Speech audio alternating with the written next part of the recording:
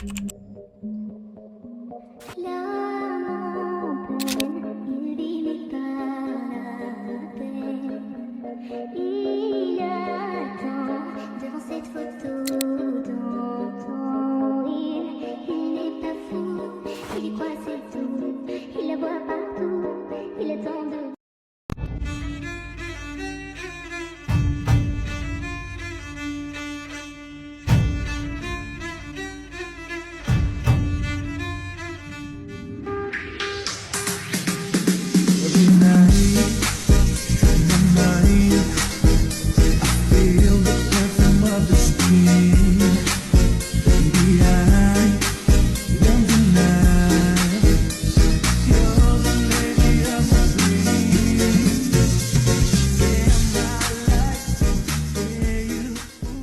Assalamualaikum warahmatullahi wabarakatuh. Nama saya Asman Sayuti.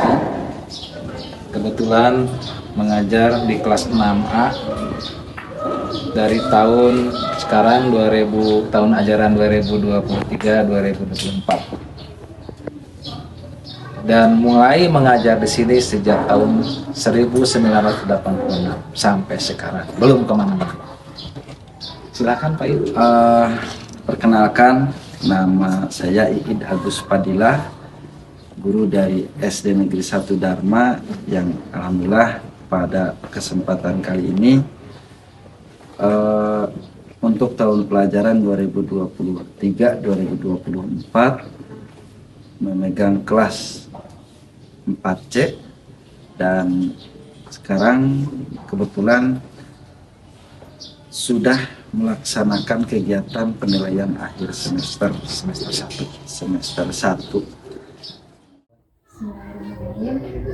Sebelumnya Bapak Iid sama Bapak Asman, kami dari mahasiswa STKIT Muhammadiyah Kuningan semester 3 program studi PGSD kebetulan meminta izin kepada Bapak selaku guru di SDN 1 Dharma untuk melakukan wawancara terkait bimbingan konseling yang ada di sekolah ini.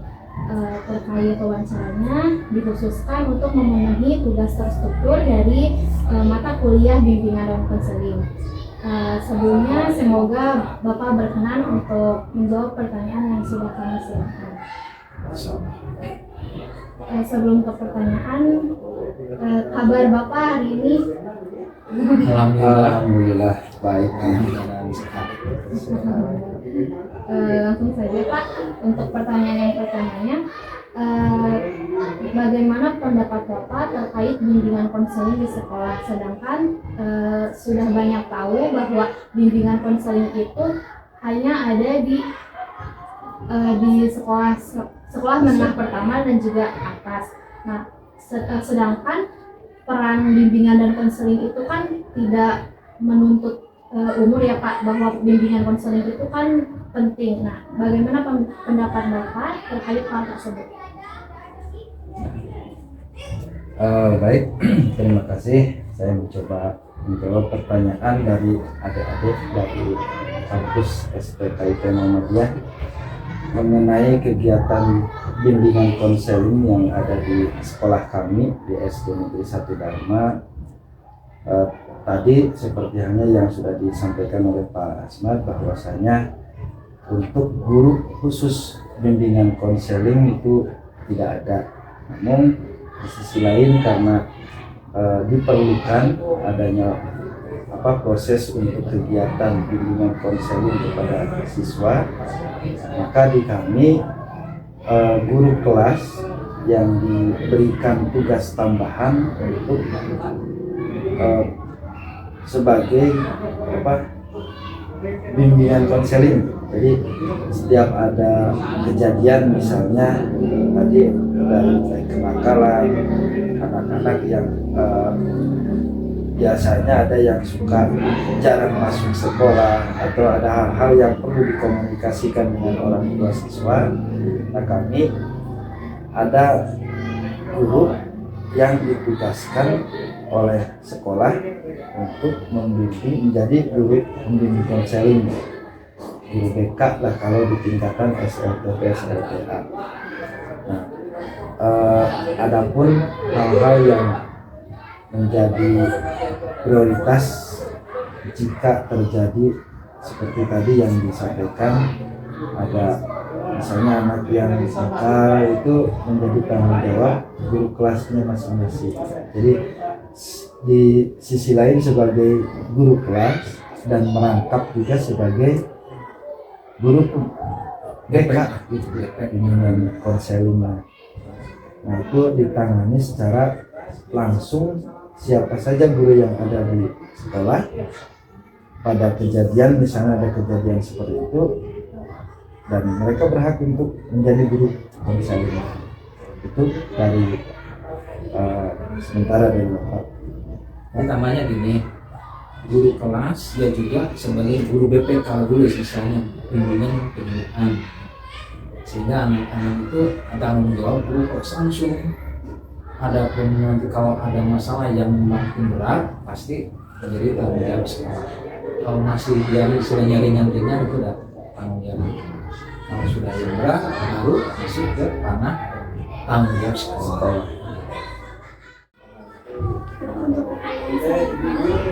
Jenis layanan yang bisa diberikan itu seperti apa? Ada layanan yang diberikan kepada siswa, kita tidak menutup komunikasi, kita membuka secara terbuka, yang membuka secara lebar kepada orang tua siswa yang mempunyai keluhan siswanya. Misal anak di sekolahnya dikategorikan anak yang nakal lah, itu kita juga berkomunikasi dengan orang tua siswanya, bahkan sekolah mendatangkan orang tua siswa tersebut untuk kita bimbing bareng-bareng. Atau ada misalnya anak atau siswa berantem di sekolah, kita juga sama memanggil orang tuanya, kedua orang tuanya, terus mengkomunikasikan sampai anak tersebut berdamai kembali. Atau hal-hal yang memang kalau sekarang tadi kasus bullying itu ya, kecil-kecilan anak dijitak bisa mengakibatkan kasus bullying itu. Karena itu pun kami merespon dari guru di SD Negeri 1 Dharma, merespon hal-hal sekecil itu. Jika anak-anak mengadu ke guru kelasnya atau ke kami, itulah layanan-layanan atau hal-hal yang memang kami berikan pelayanan kepada siswa. Itu Pak tambahannya. Jadi kalau pelayanan itu semua aduan, baik dari orang tua, baik dari masyarakat, dan juga dari siswanya sendiri, secara langsung kita berikan tanggapan dan juga kita layani semaksimal mungkin dan sebisa mungkin. Segala sesuatu yang ada kejadian di sekolah itu harus bisa diselesaikan dengan sebaik mungkin dan sedamai mungkin dan sejuk mungkin. Jangan sampai muncul ke seperti kejadian anak berantem tadi dia katakan, itu panggil orang tuanya. Kadang-kadang anaknya sudah damai, orang tua yang ini yang bisa masih tetap ada persekutu, gengsinya masih kuat. Makanya dipanggil keluarganya, orang tuanya, anaknya. Jadi ada suatu penyelesaian secara kekeluargaan, kita tidak sampai ke hukum segala macam. Jadi preventif dengan adanya memanggil semua yang terlibat dalam kejadian tersebut. Jangan sampai muncul ke permukaan. Kalau sudah muncul ke permukaan, apalagi kepada wartawan, itu saja barangkali sebagai tambahannya. Jadi segala sesuatu keluhan dari orang tua, keluhan dari masyarakat, keluhan dari anak, kami layani semuanya dengan catatan yang bisa ditanggulangi. Kalau yang sudah di luar jalur yang pakai hukum, ya itu di luar tanggungan kami. Karena menanggapi apa yang sudah dipaparkan tadi terkait proses pelayanannya serta jenis pelayanannya, Pak. Jika boleh bertanya, di sekolah ini apa saja sih hal-hal yang sering kali hal yang seringkali dijadikan sebuah bimbingan. Misalkan tadi sudah dicontohkan, misalkan ada anak ribut atau misalkan tadi bullying. Nah, tapi apakah di sekolah ini misalkan ada anak yang tidak suka mengerjakan pekerjaan rumahnya, atau ada anak yang kurang tanggap kurang tanggap dalam pembelajarannya. Nah, apakah hal tersebut juga perlu bimbingannya dan proses bimbingannya dengan hal-hal yang seperti itu? Nah, untuk proses bimbingan seperti yang tadi disampaikan, kami meraih semua siswa dari mulai yang bisa dikatakan dari yang 0 sampai ke angka yang 10 ya, dari yang tidak bisa sampai ke yang paling bisa. Bahkan tadi ada kasus misalnya anak yang tidak mengerjakan PR, contoh atau sanksi hukumannya seperti apa. Kalau dulu kan ada istilah anak yang tidak mengerjakan PR itu biasanya disuruh untuk menghapus bol, disuruh misalnya untuk cuci WC berdiri di depan kelas gitu. Kalau sekarang enggak, kami berikan masukan-masukan atau pemahaman kepada siswa tersebut bahwa hal-hal yang dilakukan atau hal yang dilakukan oleh siswa tersebut itu melanggar aturan sekolah. Karena makanya ada pemahaman-pemahaman yang secara khusus dilakukan kepada siswa tersebut, termasuk tadi jika ada anak yang kurang fokus dalam belajar, ya, kita panggil anak tersebut, kita ngobrol, terus kasih pemahaman, solusi ke anak tersebut tanpa adanya tindakan fisik atau sanksi yang mungkin kalau dulu masih seperti itu, sekarang tidak ada. Itu selanjutnya Pak, jadi kendala apa saja sih yang sering dihadapi saat proses memberikan bimbingan? Kendalanya banyak sebetulnya yang dihadapi dulu. Kadangkala misal tadi ada kejadian si anak berantem ya, terus kita selesaikan di sekolah, ternyata di luar sekolah pas pulang berantem lagi, yang mengakibatkan tadi kata Pak Ahmad orang tuanya gitu yang, nah biasanya itu menjadi kendala. Karena terjadinya misalnya berkelahi itu di luar jam sekolah. Terus yang kedua untuk kendalanya kadangkala namanya juga anak gitu ya, tidak cukup dengan 1-2 kali nasihat dengan tindakan yang biasanya kita secara kontinu terus menerus mengasih support kepada anak tersebut yang tadi dalam proses penyuluhan gitu ya, supaya anak benar-benar merasa bahwa apa yang dilakukannya itu salah gitu. Nah, hambatannya ya tadi anak tersebut tidak cukup dengan 1-2 kali tindakan, perlu secara terus menerus guru untuk membimbing siswa tersebut. Terus yang ketiga, karena gurunya hanya satu di guru kelasnya gitu ya, harus menghadapi 20-30 siswa yang memang karakter dari siswa tersebut beda-beda gitu kan. Ada yang di kelasnya itu pendiam, itu juga perlu support bimbingan kita. Kenapa bisa pendiam? Ada yang hiperaktif, nah itu juga sama perlu bimbingan kita gitu. Jadi ya tadi kata Pak Ahmad, guru di SD mah borongan gitu. Jadi segala sesuatunya dilakukan oleh sendiri gitu. Itu mungkin kendala yang secara umum lah bisa dikatakan yang terjadi di SD Negeri 1 Dharma. Tambahannya mungkin bahwa di SD ini pertama tadi tambahan tidak ada guru khusus yang sebelumnya guru pembimbing atau guru konseling, dan juga tidak ada tempat khusus untuk membimbing anak, sehingga itu juga merupakan kendala. Makanya untuk kedepannya ini kalau sekolah ingin selama aman nyaman, itu semua fasilitas dan semua tenaga harus disiapkan, baik itu guru. Ini di SD terutama kan SD itu ada yang banyak muridnya, ada yang sedikit. Yang kayaknya yang sedikit mungkin nyantai, tapi kalau di sini di Dharma itu 300 lebih anaknya, semuanya paralel di dalam sekolah.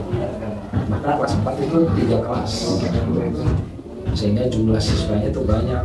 Makanya kalau di sekolah yang banyak muridnya mungkin butuh sekali tenaga konseling, bahkan tenaga perpustakaan juga butuh. Itu kendalanya kalau di SD. Terutama juga dananya juga harus dipikirkan, karena kalau mengangkat guru, nah itu juga harus dengan fasilitas. Itu tambahannya. Jadi kendala di sekolah SD ini tidak ada guru khusus konseling, juga fasilitasnya juga tidak ada. Sebisa-bisa tak menyelesaikan yang ada masalah itu diselesaikan dengan sebaik mungkin dan sesederhana mungkin. Itu barangkali tambahan. Kendalanya memang terutama tidak ada guru konseling. Mungkin sebelum ke pertanyaan terakhir Pak, Ya. Pendapat Bapak terkait untuk anak umur di sekolah dasar itu kan mungkin pemahaman terkait bimbingan dan konselingnya tuh belum menerap banget ya Pak. Ya. Semisal kita merasakan kita sedang membimbing dan juga melaksanakan konselingnya gitu ya, bercerita, bertanya tentang apa yang sedang terjadi kepada siswanya. Tetapi penerimaan siswanya tuh kadang merasa dimarahi, dihakimi seperti itu. Nah, menanggapi hal tersebut, cara Bapak agar anak itu kalau sedang diberikan bimbingan dan konselingnya tidak merasa dihakimi atau dimarahi, seperti apa? Ya, kadang-kadang begini, yang anak itu dibawa ngobrol lah. Kadang-kadang kan konseling itu tidak hanya piece-to-piece ya, berprimi. Kita kelompokkan dulu anak. Setelah kelas berikan arahan dengan bahasa-bahasa, memberikan contoh, umpamanya teladan Rasul nih, gimana nih anak yang seperti ini, seperti itu. Bagi mereka kan seakan-akan itu tidak dikasihkan bimbingan, bawa cerita bahwa sejarah Rasul begini. Ada juga yang sistemnya kelompok kecil juga dikasih pengarahan. Dan kalau yang sudah mengenalkan pribadi itu dipanggil dengan cara pengumuman khusus. Bahkan itu kadang-kadang teman-temannya itu udah tahu bahwa itu ada masalah, sehingga diamankan dulu teman-temannya supaya rileks di kelas, jangan sampai bereaksi, baru anak itu dikasih. Nah, perbuatan ini salah, perbuatan yang baik ini, sehingga anak itu milih mana yang baik, mana yang dengan catatan tidak dengan marahi, tapi diberikan pengarahan, diberikan bimbingan. Itu caranya. Sebab yang namanya konseling itu tidak hanya satu orang, bahkan bisa 10. Contoh kejadian di kelas, berikan dulu pemahaman di kelas, dan baru kalau sudah ada masalah pribadi, pemahaman anak bertengkar ya satu sama lain, itu panggil anak kedua-duanya. Tidak di ruangan itu, karena memberikan pembelajaran di tempat umum itu jelas salah, sehingga anak itu akan merasa dihakimi di ruangan umum. Makanya nanti adik-adik kalau sudah menjadi guru, jangan memarahi anak di depan banyak orang. Itu sakit hatinya akan lebih parah daripada dia dimarahi sendirian. Bahkan bapak kalau dimarahi di depan umum akan lebih malu daripada memarahi di tempat khusus. Makanya itu, jadi kita punya etika bahwa memarahi atau memanggil orang atau memberikan pengarahan kepada seseorang itu jangan di depan banyak orang. Etikanya supaya dia itu menyadari kesalahannya apa, Tapi kalau untuk flu banyak, kita umum memberikan pencerahannya, metodenya secara global, berikan contoh kehidupan, ya teladan-teladan seperti yang sudah berhasil namanya. Biasanya kan umat Islam ini semuanya Islam. Kan kita bisa kan mencontohkan teladan Rasul kan. Teladan Rasul begini, kalau orang namanya menyudahi dia diam aja, jangan sampai muncul emosi yang berlebihan.